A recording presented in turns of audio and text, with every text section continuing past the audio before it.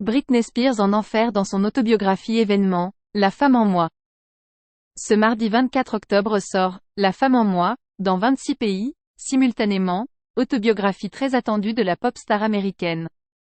Pour la première fois, la chanteuse se confesse sur les nombreux traumatismes qui ont plombé sa vie et sa carrière. 2 ans après la fin de sa tutelle sous la coupe de son père, Britney Spears raconte ses 13 années de silence, dans ce qui constitue l'un des événements éditoriaux les plus importants de l'année, publié par Simon & Schuster, mastodonte de l'édition anglo-saxonne.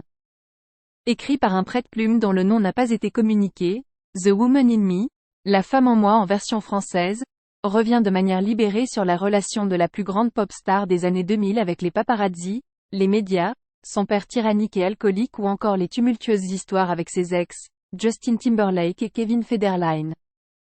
Britney s'affranchit et balance tout. Britney Spears sait ce que signifie être privée de l'âge adulte et de se sentir piégée. Dans ses mémoires et d'après les premiers retours sur l'ouvrage, elle raconte comment elle est passée d'une maturité express à un développement stoppé net, d'une exposition et d'une liberté folle suivie d'un emprisonnement.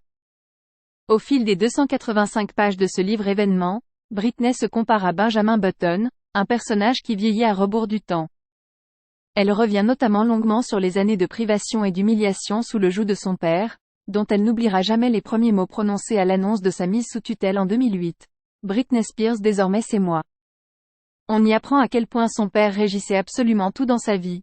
Ce qu'elle portait, ce qu'elle mangeait, les personnes qu'elle fréquentait.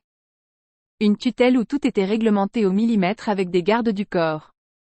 Et pour les fans qui espèrent l'entendre à nouveau faire de la musique un jour, elle ne donne pas de nouvelles encourageantes dans ce sens. Ma musique était ma vie, et la mise sous tutelle a été mortelle pour elle. Elle a écrasé mon âme. Sa carrière musicale n'est pas une priorité à l'heure actuelle, d'après elle.